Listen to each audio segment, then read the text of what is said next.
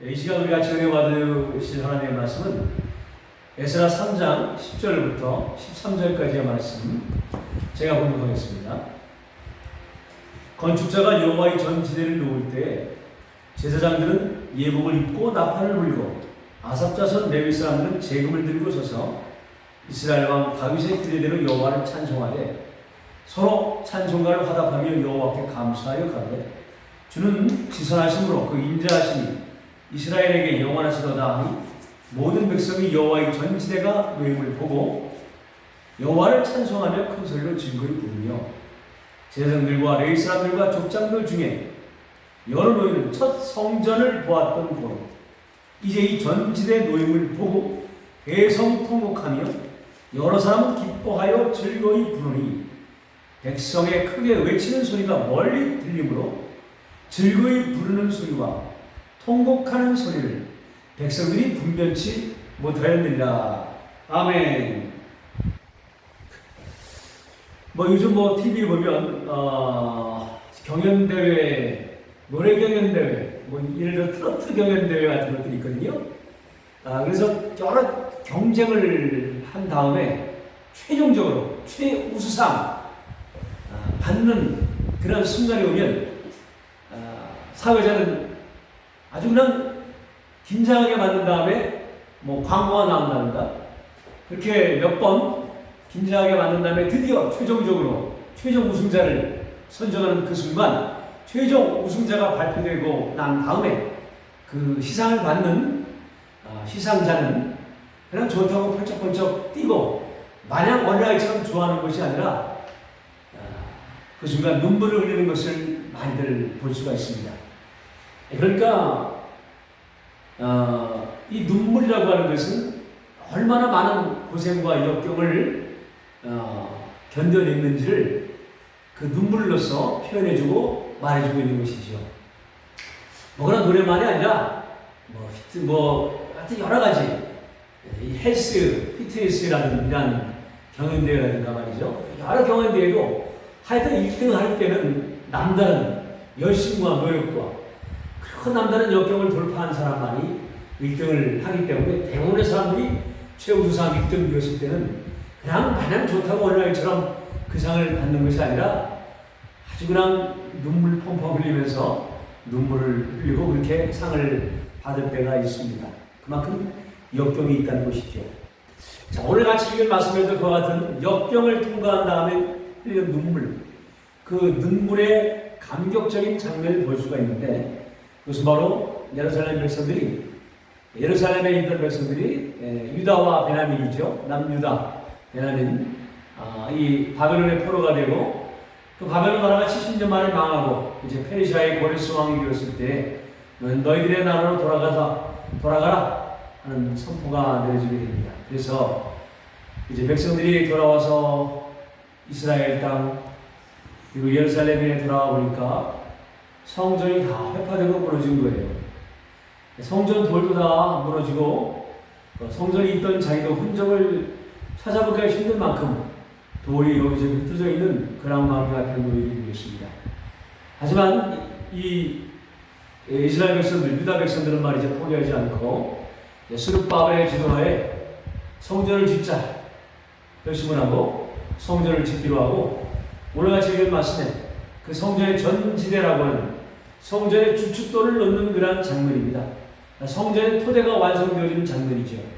자, 성전의 주춧돌을 놓을 때 많은 백성들이 찬송을 하고 레위 사람들과 또 여러 사람들이 찬송을 하고 그러는 가운데 성전의 주춧돌을 놓이게 되는데 이 성전의 주춧돌을 놓을 때 이 레위 사람들 중 나이 많은 사람들 70년 전에 아마 포로로 끌려갔을 때 어린아이 시절에 끌려갔던 그 사람들은 옛날에 70년 전에 성전을 보았던 고로 통곡을 했다 그랬어요. 첫 성전을 보았던 고로 노인들은 이제 이 전지대 노임을 보고 대성 통곡하며 여러 사람은 기뻐하고 즐거워 부르니 라고 말씀하고 있거든요. 여기 대성 통곡했다라고 하는 것도 바로 이 바벨론 포로 생활과 페르시아의 노예 생활을 하면서 그 수많은 역경과 고난을 이겨내고 이제 이곳 예루살렘에 와서 성전에 전지대가 놓인 것을 보았을 때 그 감격과 감동이 눈물처럼 눈물이 되어 솟아나온 그런 장면이라고 우리가 생각해 볼 수가 있는 것입니다. 그런데 지금 이 장면을 보면 성전을 지은 것이 아니라 특이한 것은 전지대가 놓여 있는 것, 성전에 주춧돌이 놓여 있는 것, 그거를 보고 통곡을 하거든요. 그럼 성전을 보았을 때는 얼마나 더 기뻐해야 될까요? 이때는 정말 대성통곡만이 아니라 대대성통곡이라고 해야 될 경우인데 4장에 넘어가서 성전 지을 때는 대성통곡에 대한 말씀이 없습니다. 다들 기뻐하고 찬양하고 즐거워했겠죠. 성전이 지어질 때는 그 성전은 스룹바벨이 지은 성전이었고 솔로몬 이후에 지어진 두 번째 성전이었는데 그 성전이 지어진 감격보다도 이 성전에 돌을 놓았을 때의 감격이 더 컸다고 에스라서에서 우리에게 말씀하고 있는 거예요. 이 성전 돌이 무엇이기에 이 감격이 이토록 컸겠습니까? 이처럼 컸겠습니까? 오늘 같이 읽은 말씀에 이 성전의 돌, 이 성전의 돌의 의미는 신약성경을 보면 예수님께서 당신을 향하여 당신 자신이 성전이라고 말씀하시고 사도행전 4장 11절에 있는 말씀 보면 이 예수는 건축자들이 버린 돌이다라고 말씀하시고 성전의 머릿돌이 되었나니 라고 말씀하고 있습니다.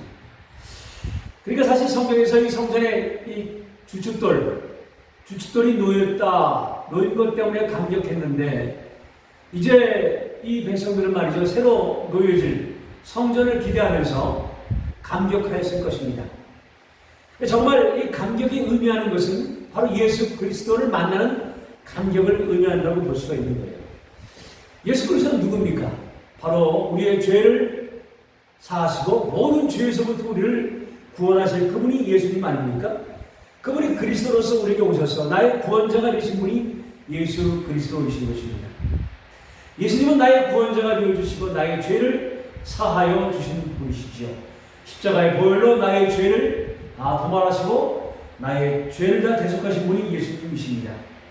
그런데 이스라엘 백성들도 죄 가운데 살았습니다. 이 죄 때문에 사실 이 사람들은 바벨론과 페르시아의 포로가 되어 끌려갔었습니다. 그들이 죄 가운데 있었을 때는 알지 못했지만 정작 이제 바벨론 군인들이 느부갓네살에 들어와서 성전을 다 회파하고 성전 안에 있는 기물을 다 가져가고 포로되어 끌려갔을 때 그들이 끌려가는 거리가 15,000km가 되는 그런 거리를 끌려가게 되는 말이죠. 끌려가게 되었을 때 그때 비로소 이 사람들은 아마 깨달았을 거예요. 그렇구나. 예레미야의 예언이 맞았구나라고 하는 거예요. 처참한 지형이 되었을 때 그때 깨달은 거예요. 우리가 그때 회개했어야 되는데, 그때 하나님 앞에 바로 섰어야 되는데라고 회개를 했지만 하나님께서 이 백성들을 향한 징벌은 계속되어서 70년 동안 이제 바벨론에 포로를 하게 되었습니다. 그렇다고 해서 그 포로 생활 자체가 전부 다 인간이 참기 힘든 노동과 고역과 고통만이 있던 것은 또 아니었습니다. 성경을 보니까 이 사람들 가운데는 에스겔 이런 사람은 이제 그 강가에서 노역하던 그런 환경에서 환상을 보았지만 또 다니엘 같은 사람도 있어요. 왕궁에서 환관이 되어가지고 여러 좋은 음식들을 먹는 그런 호사스러운 조건 속에서도 비록 그 사람들은 그 음식을 먹지 않고 하나님이 주신 그 율법을 따라 정결하게 기도하고 그렇게 해서 모든 사자굴의 시험도 통과하고 풀무불에도 다 통과하는 그런 연단을 받았지만 그 장면을 보면 이스라엘 사람들 중에서도 바로 이처럼 바벨론과 페르시아의 공무원, 고급관리가 된 사람도 있었다고 하는 걸 볼 수 있습니다. 지금도 이란의 흔적을 찾아보면 말이죠. 이 당시에 페르시아의 유물들이 나오는데 그 페르시아의 유물들을 보면 사람의 명단이 있어요. 기름. 그 국가의 녹을 먹는 사람들 명단이 있어요. 그 명단에 다른 사람들 이름은 다 페르시아 사람들 이름이 나오는데 이름의 형태가 이스라엘 사람들이 있다 이거예요. 이스라엘 사람들의 이름이 있어요. 그걸 보고 알았대요. 그렇구나. 여기 페르시아에도 이스라엘 이름을 가진 사람들이 공무원이 됐구나라고 하는 것을 보여준대요. 그만큼 페르시아들과 바벨론 탕평책을 써서 널리 인재를 등용했기 때문에 이스라엘 사람들이 70년 동안 평생 노예 생활만 한 것은 아니라고 하는 거죠. 그런 중에는 어떤 사람은 출세하고 나름대로 이제 신분이 상승되어져서 거기서 정착을 하며 살던 사람들이었는데 하나님께서는 고레스를 통해서 다시 이스라엘이 귀환할 것을 말씀하셨고 자기가 가지고 있는 모든 기득권을 다 버리고 이들은 이스라엘을 향해서 귀환했다라고 하는 것입니다. 무엇 때문에? 마음껏 하나님을 찬양하고 예배하는 그 나라를 세우기 위하여 하나님의 나라를 이루기 위하여 이들은 기쁜 마음으로 15,000km의 대장정입니다. 자, 우리의 신앙도 이런 대장정이에요. 이 신앙을 짧게 하는 사람도 있어요. 당장 근시안적인 것으로 말이죠. 내 기도가 당장 응답되면 하나님을 믿고 응답되지 않은 것처럼 보이면 하나님을 믿으려는 마음이 시들어지는 인간의 이 얼마나 짧은 소명인지 모릅니다. 그게 아닙니다. 신앙은 대장정인 거예요. 15,000km. 이건 말이죠. 중국이 그 옛날 장개석의 중국은 모택동이 대장정이라고 그러는데 그 대장정의 거리가 15,000km였다고 합니다. 그래서 장개석의 군대를 피해서 말이죠. 저 남쪽으로 내려가는데 대장정 15,000km를 이 중국 군인들이 말이죠. 도피해가는 과정 중에서 수많은 그 중국 사람들을 만나는 거죠. 본토 젊은 청년들을 만나요. 그런데 아주 그들의 인심을 얻기 위해서 잘했대요. 그래서 많은 청년들을 공산당으로 이렇게 귀합을 시켜가지고 그 세력이 점점 커져서 나중에 어떻게 돼요? 이 장개석을 몰아내는 거죠. 장개석은 대만으로 돌아오고, 야, 그만큼 이 대장정의 결과가 말이죠. 공산군들한테 이 모택동 군인들한테 오히려 더 큰 그러한 번영을 가져다 주게 된 결과인데 우리의 신앙도 그렇습니다. 지금 당장 나의 신앙의 그 과정을 말이 짧은 안목으로 보지 말고 멀리 바라봐야 돼. 넓게 바라봐야 돼. 신앙은 대장정인 거예요. 그 넓은 길, 먼 길을 가다보면 하나님께서 내가 원하는 것 이상으로 채워주시고 응답하여 주시고 이루어 주시는 결과를 그때 체험할 수가 있는 것입니다. 그래서 하나님께서 그렇게 지켜주셨구나. 그때 하나님은 이렇게 도와주신 거구나 라고 하는 것을 알 수가 있대요. 알 수가 있는 그런 것입니다. 자, 여하튼 이스라엘 백성들이 그런 대장정 멀고먼 길을 그 사막과 광야를 통과해서 드디어 이스라엘의 땅에 팔레스타인 땅에 도착을 했습니다. 그리고 그곳에서 이제 전지대 성전의 돌을 놓는데 그 성전의 돌이 놓아진 것을 보고 대성통곡을 하게 된 것이죠. 왜 대성통곡을 했겠습니까? 예레미야 예언 때문이었습니다. 예레미야 애가 4장 예레미야 애가를 보면 말이죠. 왜 이렇게 성전이 회파되어지고 성전 돌이 다 무너졌는지 예레미야가 어떻게 예언했냐면 여호와께서 맹렬한 진노를 쏟으시기 위하였어요. 하나님이 맹렬한 진노를 누구에게? 이스라엘 백성들에게 쏟으신다는 거예요. 시온에 불을 지르사 그 터를 사르셨다 말씀하고 있습니다. 하나님께서 시온에 불을 사르신대요. 그러니까 이 시온이 뭐예요? 성전이 있는 곳입니다. 성전을 하나님이 불태우신다는 겁니다. 이해가 됩니까? 어떻게 이해가 되겠어요? 우리는 성전을 지으면 하나님 무조건 기뻐해 주셔야 되는 거 아니겠어요? 내가 헌금하고 또 우리가 이렇게 다 찬송하는 이 예배당 무조건 하나님이 기뻐하셔야 될 텐데 하나님은 무조건 기뻐하지를 않는다고 하는 것이죠. 오히려 아모스서에 보니까 너희가 드리는 예배가 싫다. 너희의 제사가 혐오스럽다. 가증스럽다고 말씀하실 정도로 하나님은 예배를 받으시지 아니하시고 예배를 혐오하신 그런 표현도 나와 있는 것입니다. 그러니까 하나님이 기뻐하시는 예배가 있는가 하면 하나님이 정말 혐오하시는 그런 예배도 있다고 하는 것을 우리가 주목해야 될 필요가 있는 것입니다. 이스라엘 사람 백성들은 하나님을 믿는다고 하면서도 또 다른 신을 믿었거든요. 그 얼마나 그들이 혐오스럽겠어요. 오직 하나님만, 하나님 안에 하나님을 사랑하는 백성들이 아니라 하나님도 여러 신들 가운데 한 분으로 그렇게 섬기는 그 예배는 하나님이 받으시지 않으셨습니다. 저 아는 그 어떤 분의 얘기를 들어보니까 이분이 무당인데 아주 신통하신 분이에요. 근데 아주 이 무당인 분이 말이죠. 이 은혜를 받았어. 남들 너무나 그 병이라고 그러죠. 고통스러워가지고 도저히 못 견뎌요. 그런데 아무도 자기를 전도하지 않는데 자기가 자기 발로 교회를 찾아가는 거예요. 그래서 교회 다니면 내가 병이 혹시 떠나가지 않을까 하고 찾아왔는데 거기서 예배를 뒤에 앉아 가만히 보는데 끝나고 나서 사람들이 나오는데 자기 단골 고객이 거기 있더라 이거죠. 단골 고객이 거기 있는 거예요. 그래서 재밌었다고 하는 얘기를 들어본 적이 있습니다. 우리도 이렇게 신앙생활 하면서도 정을 보기도 하고 그러는데 삶이 얼마나 참 아무것도 아닌지 모르겠습니다. 정 가운데 옛날에 정을 계신 분 기억나는데 쭈그리고 앉아가지고 많은 사람들이 정을 보는데 누구한테 정을 보냐면 참새한테 정을 보려고. 참새. 참새가 말이죠. 훈련을 시켰어요.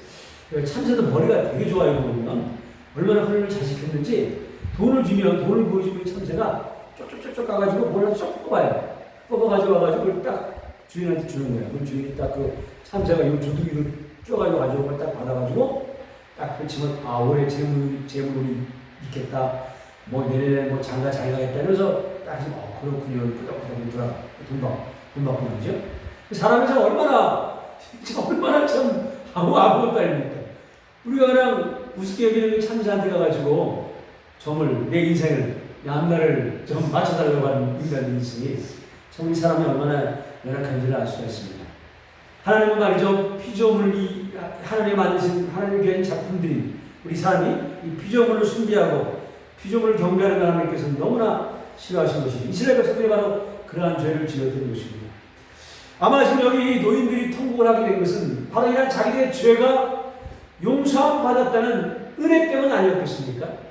하나님은 죄 때문에 자기들을 바벨론에 페르시아에 내어 던졌는데 그런데 다시 돌아오게 하시고 이제 성전을 다시 새로이 건축할 수 있도록 전지대를 놓게 하신 것은 이제 우리가 새로운 희망, 우리 인생의 새로운 출발, 하나님이 우리를 축복하시고 용서하시고 복을 주시는 출발이 우리에게 있겠다라고 하는 그러한 기쁨 때문에, 기쁨만이 아닌 나의 죄가 용서함 받았다는 은혜 때문에 감격했다고 하는 것이죠. 이 성전의 주춧돌은 바로 예수 그리스도를 의미하는 것입니다. 고린도전서 3장 12절에 있는 말씀 보니까 이 터는 곧 예수 그리스도다 이렇게 말씀하고 있어요. 그러니까 사도 바울은 지혜로운 건축자와 같이 터를 닦아 나왔는데 그 터가 뭐냐 하면 예수 그리스도라고 말씀하고 있는 거예요. 사도행전 4장 11절에 예수는 건축자들이 버린 돌로서 성전의 주춧돌, 머릿돌이 되었나니라고 말씀하고 있어요. 예수님은 성전의 머릿돌입니다. 예수님은 성전이시지만 성전의 머릿돌로 출발하시는 거예요. 그럼 성전은 누가 짓는 거예요? 내가 짓는 것입니다. 예수님을 믿는 내가 내 안에 성전을 지어져 가는 것입니다. 예수님을 머릿돌 삼아서 나의 몸과 영과 혼으로 말이죠. 하나님이 영광 받으실 성전을 내 안에 짓는. 그래서 성전은 이 이스라엘 백성들이 짓는 것이 아니라 이스라엘 백성들만 짓는 것이 아니라 내가 지어야 하는 것입니다. 여기 에스라 4장 보면 이제 성전을 짓는데 그 성전은 솔로몬이 지었던 성전이면서 너무나 보잘 것이 없었어요. 그러나 하나님 그 전에 말씀하시기를 이전의 영광보다 이후의 영광이 더 크다. 스룹바벨이 지은 성전의 영광이 더 크다고 말씀했어요. 성전은 건물의 규모 때문에 영광받는 것이 아니라 하나님의 은혜와 하나님의 계획과 또 하나님의 은총이 큰 것이 바로 이 성전의 영광이라고 하는 것을 이스라엘 백성들에게 가르쳐 주신 것입니다. 오늘 우리는 성전을 짓는 사람으로서 어떻게 이렇게 성전을 지어야 될까? 내 안에 어떻게 성전을 지어야 되는지 오늘 말씀을 통해서 우리가 깨달을 수 있는 것은 먼저 하나님 앞에 통곡하면서 성전을 지어야 한다라고 하는 것을 깨달을 수가 있는 것입니다. 시편 51편 16절에 있는 말씀 보면 하나님은 상한 심령의 제사를 받으신다 이렇게 말씀하고 있어요. 하나님 받으시는 제사는 뭐냐면 상한 심령의 제사라고 하는 거예요.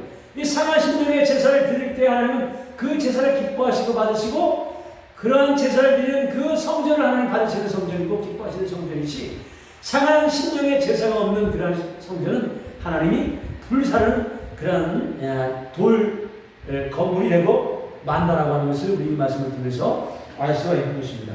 그러므로 내 안에 성전을 짓기 위해서는 우리는 상한 심령, 통회하고 애통하는 마음으로 하나님 앞에 우리의 자범죄들, 내가 알지 못하는 모든 죄를 그 죄를 어찌할까 하는 심정으로 하나님 앞에 나아갈 때 하나님은 우리를 우리의 죄를 예수 그리스도의 보혈의 은총으로 말미암아 정결케 하시고 더나게 하시고 우리를 의롭게 하여 주시는 것입니다.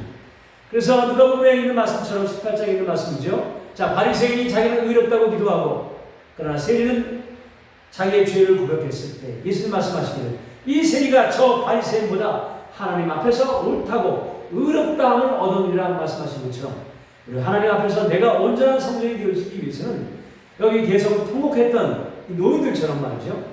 우리의 죄를 하나님 앞에 내어놓고 예수 그리스도의 보혈의 은총으로 그 죄가 사함받음으로 말미암아 그리스도의 품성으로 날마다 변화되어져가는 우리가 되어질 때 가능한 것입니다. 물론 우리가 죄를 고백하는 것은 말이죠. 이 죄를 지으면 하나님과 완전히 하나님과 몰아지는 것은 아니죠. 우리는 이미 하나님의 자녀로 구원받았습니다. 그러니까 이미 존재가 달라진 거예요. 금이에요, 금. 금과 돌이면 돌은 아무리 닦아도 돌이지만 금은 먼지가 좀 얹어 있어도 흙이 묻어도 흙만 털어내면 정말 그 안에 금이 나오는 거죠. 그러니까 우리가 흙이 있고 먼지가 묻었다고 할지라도 하나님은 우리를 보배처럼 정금처럼 여기시지만 그래도 그 묻어있는 흙과 먼지를 애통해 할 때 하나님은 그 상한 심령을 기뻐하신다는 말씀이신 것입니다. 심령에 가난한 자는 복이 있나니 천국이 저희 것이며 그렇습니다. 하나님이 받으시는 예배, 하나님이 받으시는 성전이 되어지기 위해서 이 가난한 심령이 되어져서 주님을 갈급해하고 하나님을 갈급해하는 우리 모두가 될 수 있기를 바랍니다. 두 번째는 오늘 말씀처럼 말이죠. 기뻐해야 되는 것입니다. 우리는 통곡만 하는 것이 아니라 즐거워하고 기뻐해야 됩니다. 이 찬양하면서 즐거워하고 말이죠. 나를 구원하시는 분 찬양하면서 나와 함께 하시는 주님께서 펼쳐주시는 새로운 미래를 바라봐야 할 것입니다. 오늘 말씀 보니까 노인들은 통곡했지만 또 많은 사람들은 즐거워하는 거예요. 왜? 이제 여기 세워질 성전을 바라보면서 즐거워했다라고 하는 것이죠. 그렇습니다. 하나님은 나에게 많은 기대를 가지고 계십니다. 우리는 성전을 세워 나갈 것입니다. 하나님 나라를 이루어 갈 것입니다. 그 찬양한 미래를 바라보면서 설레는 마음으로 기쁨과 즐거움으로 우리 신앙의 내일을 헤쳐나가는 우리 모두가 될 수 있기를 주님의 이름으로 부탁합니다. 기도하겠습니다. 사랑의 하나님, 우리를 구원해 주신 그를 감사드리옵나이다.